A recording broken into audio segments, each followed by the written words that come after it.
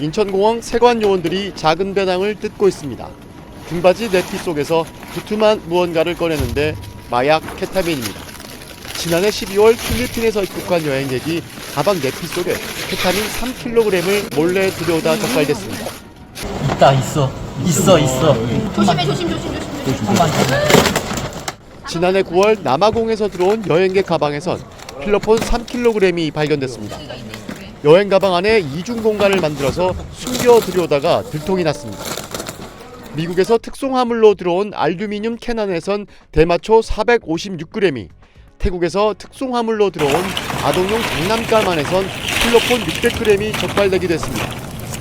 지난 한 해 이렇게 관세 당국에 적발된 마약은 862건, 총 787kg에 달합니다. 약 2,600만 명이 동시에 투약할 수 있는 엄청난 양입니다. 평균으로 계산하면 매일 2.3건, 2.1kg의 마약이 국내로 반입되다 들통이 나고 있는 셈입니다. 2년 전보다 적발 건수로는 22%가 늘었고 무게로는 2% 더 늘었습니다.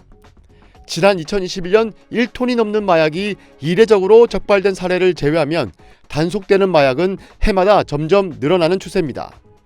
당국은 적발 건수와 적발된 마약 무게가 동시에 늘어나고 있는 건 마약 개인 소비와 함께 유통을 목적으로 한 대형 밀수가 증가한 것이 이유라고 설명했습니다. 지난해 주요 밀수 국가를 보면 태국이 46%로 절반 가까이 차지했고 미국이 15%, 캐나다 6% 등이 뒤를 이었습니다. 관세청은 국제 화물과 우편을 이용한 마약 밀수가 늘어나고 있다면서 엑스레이 검색 장비 등으로 집중 검사를 실시하고 있고 해상 화물 마약 단속을 강화하기 위해 올해는 수중 비디오 촬영 장치도 시범 운영한다고 밝혔습니다. SBS 권영인입니다.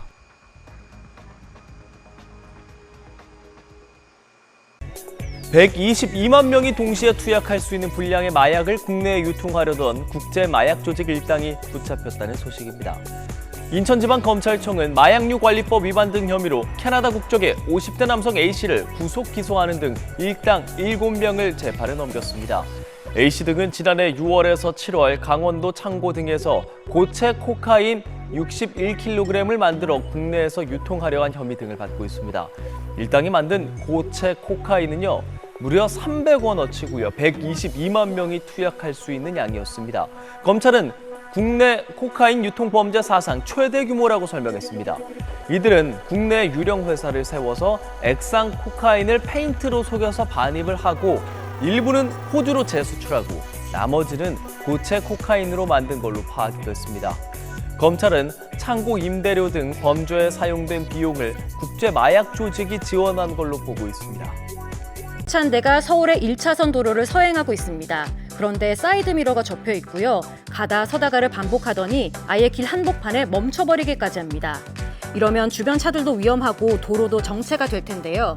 결국 신고를 받고 경찰이 출동했습니다. 그런데 문제의 이 차, 경찰이 앞을 막아서는데도 휙 방향을 틀더니 도주하기 시작합니다.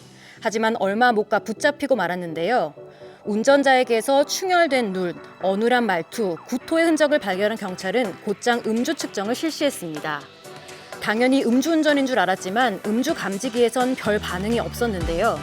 알고 보니 운전자가 이상했던 이유는 술이 아니라 마약 때문이었습니다.